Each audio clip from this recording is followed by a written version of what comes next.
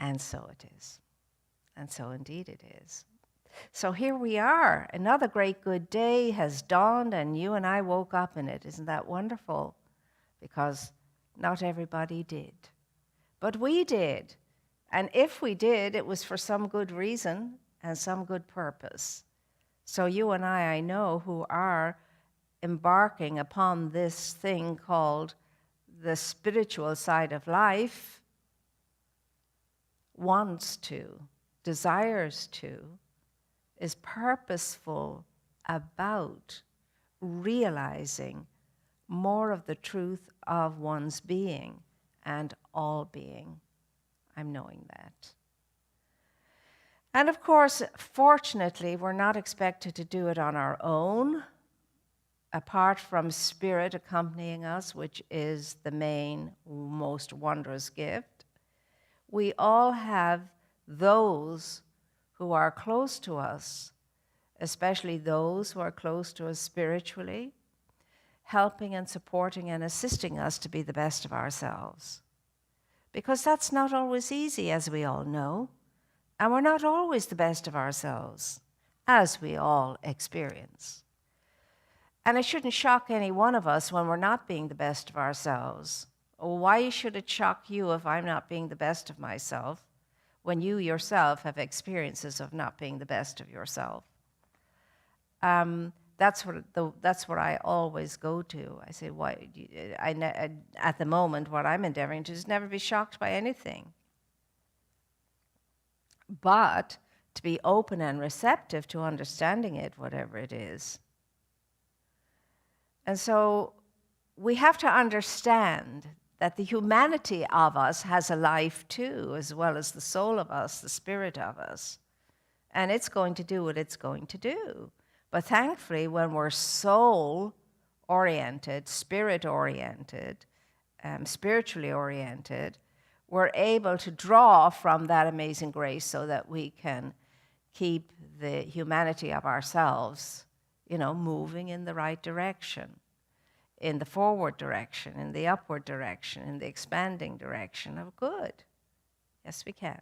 But in the meantime, we have our challenges. God only knows we have our challenges. Indeed, we do. We just have to look at our own lives, look out into the world, and see the many challenges that there are. But a challenge is a challenge. And so, instead of, and I've mentioned this so many times, instead of having problems, let's see them as projects. Instead of having challenges, let's see them as projects. And then work on our projects. Work on our projects, because that's what we do with a project. We work on it until it's finished, don't we?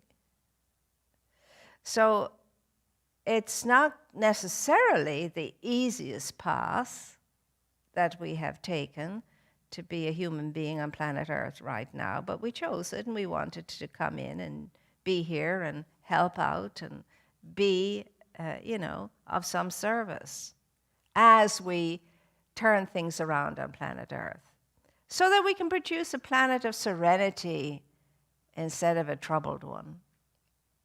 And you have to know it's possible, and so do I, for that to happen, and it is possible. But of course, turning the planet into a planet of serenity means I have to turn myself into an orbit of energetic serenity too. That's the only way it's done. It's done one person at a time, moving into their understanding and awareness of who they are and what they are and how they can be. And how we can be is a very real and present help in life, however we can be that. But I was reading a little book recently, and I believe this is a tribute to Phineas Parkhurst Quimby, who is one of the original New Thoughters way back in the latter part of the 1800s. And that's when this, what we call the American Enlightenment began, and so on, where you have all these wonderful, wonderful new thought people breaking into the scene, like Emerson, like Troward, and so on, so many. and leading right up until this present time. So this is a few thoughts that we're asked to consider and chew and ponder and see where we are with them. And they get at the very core of our human limitation, because we're in the process of overcoming our human limitations because we can. And certainly when we're doing it spiritually, we certainly can do that. And we can do it in a kind way. It doesn't have to be in a harmful way, but in a kind way. Because always and forever, not only is it within the medical field to do no harm, but most particularly it's in the spiritual realm to do no harm, either to yourself or to anybody else. And this is a little piece that I shared with the group on Monday. And it just bears reflecting continuously, visiting every now and again. It has been said that when the ancient gods wanted to destroy a man, they first made him angry. Isn't that interesting? They first made him angry. In the light of present-day understanding, we know that the ancient gods didn't destroy man, thankfully. He destroyed himself. Well, that's a good thing to know. It's a hard thing to know, but it's a good thing to know that nothing and no one can destroy me. The only one that can destroy me is me, myself, and I. No one else has power to do that, because I am the sovereign in my own life, and so are you. So, out of anger comes, at times, rage. And rage, whether repressed or expressed, devitalizes the entire system of our being. It pollutes the bloodstream and disrupts the body chemistry. Are we listening? So that normal functioning of the vital organs is utterly impossible when you and I are in a rage. We're stopping and blocking the flow of our good energy within and without, and it affects us. So these are good things to think about and wake up and remember, so that we're able to keep a better, handle on ourselves, so that we don't go there. Violent and uncontrolled temper tantrums frequently result in definite maladjustments and personality complexes, as well as physical disturbances. See, when I say that your psychology affects your biology, that's what I'm talking about. And again, I'm going to revisit for myself and us all what Deepak Chopra says in one of his books. Remember, every single cell of your body is eavesdropping on your mind, in your mind, on your thinking, on your thoughts, and is changed by what they hear. So you and I can assist our healing, or we can prevent our healing through the way we're thinking and through the way we're feeling. Now that to me is something very good to know. Because when we know it, we have the choice of doing something about it. So the whole idea is, well, don't go from anger to rage. Don't go from anger into violent feelings. Don't go from anger into anything but a desire to release it and let it go. Now, anger in and of itself is not a bad thing. It really isn't. None of the emotions are bad. All of the emotions are neutral until we interact with them one way or another. They're messengers. They come to us to tell us something, to provide us with an opportunity to stop, look, and listen. Things we learned as a very small child with regard to how to cross the road. Stop, look, and listen. Stop in your tracks in what you're feeling. Look at yourself carefully and listen to yourself and what's going on. That's what we have to do. So it's that purposeful pause. It's that gap that we can save ourselves in by just pausing.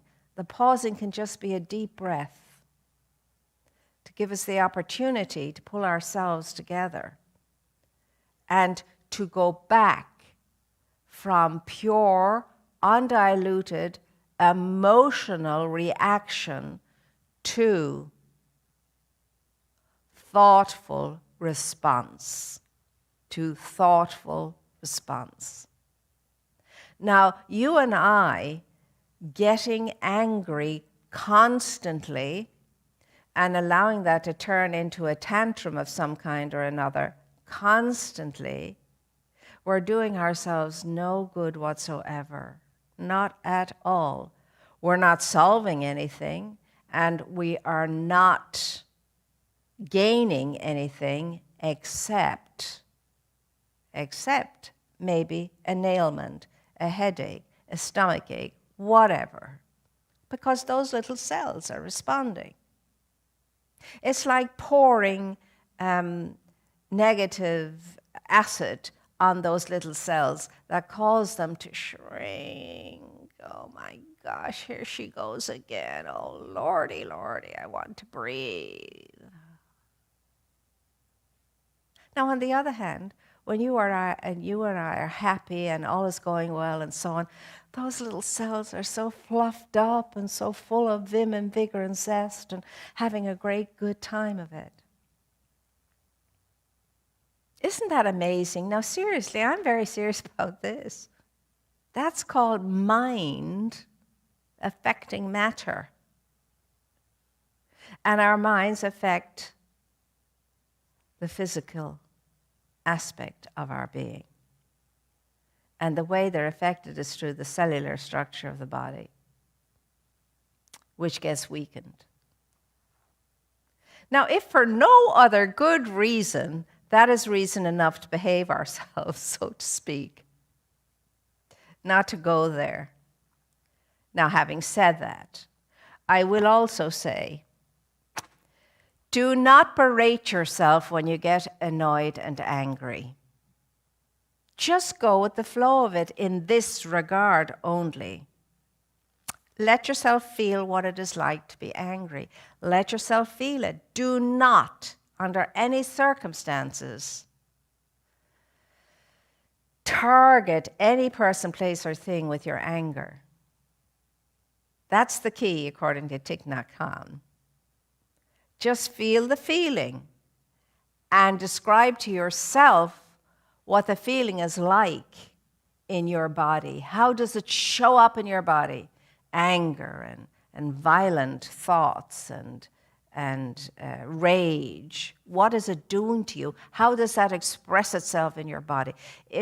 Do you have a body that just gets all tense and contracted and fisted?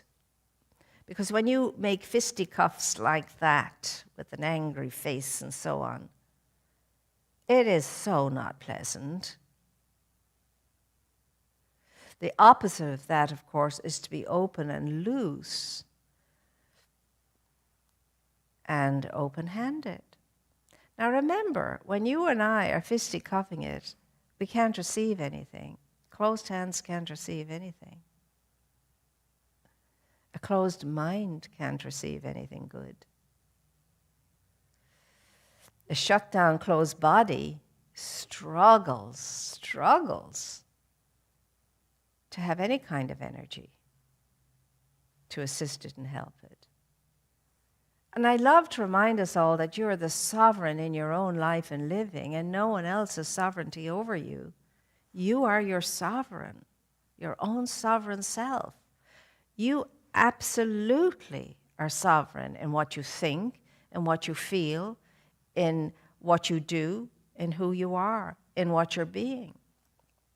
And nobody can force you or make you to be otherwise without your agreement. Generally speaking. You have an amazing mind, an amazing consciousness filled with every single thing you might need to know in order to flourish and to thrive and succeed and to achieve and to accomplish and live a fulfilled life, a good life. You have it already. It doesn't matter what your circumstances are, you have that, and you can access that. However, when everything seems to be going not in the direction of your good, yes, it'll be a challenge to pick yourself up out of that and remember what's available to you from within yourself and stop looking for handouts everywhere else. And I'm only talking to those of us who like to get handouts. Some of us like to think that we can take care of ourselves by allowing other people to take care of us if we can convince them to do so.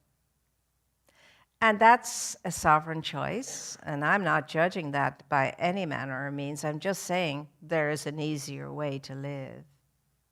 There really is an easier way to live. You have it within yourself to absolutely succeed and achieve. You have it within yourself to flourish, to thrive. You have it within yourself to produce a great life for yourself. Yes, you do. And I mean, I love what Ernest Holmes says, the founder of Science of Mind and Spirit. He said to think that the divine, the creator, would create us incapable of taking care of ourselves and producing for ourselves a good life is to think the unthinkable. We come in armed with the capacity to succeed and achieve. We do. We do.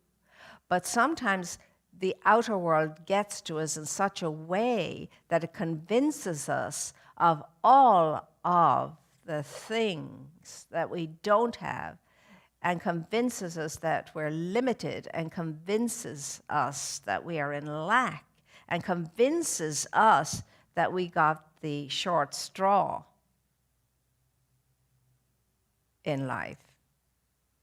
It's very mesmerizing, the outer world. And it can lead us along the path of illusion and delusion very easily if we're not paying attention to our own sovereign self. You rise up in your sovereignty is what you do when you're ready to really do your spiritual work and get it done. And get it done. I love, love, love the story of the prodigal son in the New Testament. And the greatest of the lines in that to me is, and he came to himself, having squandered his great fortune, having debauched himself, having brought himself so low that he, a Jew, was taking care of pigs, which was the lowest of the lowest things that a Jew could do in those days. And then he came to himself. He realized who he was. He realized who he was. He knew, this is not who I am. So I'm going to go home, and I'm going to go to my father, and I'm going to say, Father, I'm not worthy to be your son, but please allow me to at least be in service to the household. First step. Own up, make amends, and the make amends is just the apology, and be ready to start your journey back into the life you know you can have because you've had it already. And we know the outcome of that story. The father wasn't even listening to him. He was just delighted that the son had returned. He just flung his arms around him, and he says, "My son who was dead is alive, and now he's come back. He's come home. Fetch fetch the garments. Fetch the shoes for his feet. Fetch the ring for his finger. We are going to have a great celebration, a big party." You see? And in that story, you don't pick out which person is the best son. The older son who stayed at home and did everything to keep the place together and running, and who was miffed and annoyed and angry when his bum of a brother comes back home having squandered, his inheritance, and to be treated royally. He didn't think that was fair. And that's how you and I are at times too. We don't think certain things are fair. We see that in the stories in the parables too. The laborers in the vineyard, some go in first thing in the morning, some go in for the last couple of hours, and yet the master pays them all the same thing. The morning people are grumbling, and the master says, "Am I not allowed to do what I choose to do with my own money?" So in that prodigal story, you're the father, you are the young son, and you are the older son. You are the three characters, and you oscillate in those roles from time to time. See, so there's no need for us to make any judgment about anything or anyone, because we all move through those experiences in some way or another. Keeps us humble, if nothing else, for those of us who are spiritually seeking to be the best that we can be. And it's a good thing. So I started off by reminding us all of your sovereign beingness, because you are a sovereign in your own life. And in your weakest moment, remember that. I may feel weak, and I may feel everything's impossible, and I may feel victimized, but the center core of my being, the truth of my being, is that I'm a sovereign being, and I can take care of me. I can, because of the power and the presence within me, that will assist and support me and supplies me with my daily bread when I'm open and receptive to it, and I allow it, and I receive it, and I give thanks for it. And from that daily bread, I always have something to share. Always, when I know it, when I feel it, when I think it, when I want to be that way. Everything boils down to the decision you make in every given moment, in every given day, about your life and about your living and about who you are and how all of life is. The decision always, for those of us on the spiritual path, has to be on the affirmative side of life. You can stay neutral for a while until you're getting your wits about you, but don't go to the dark side, as it is so easy to do. Remember, I want to live on the bright side of life. That's what we want. That's what I want for you. That's what I want for all of us. And I know it's happening. And so thank you for all the ways in which you are making a difference, not only in your own life, but in all life.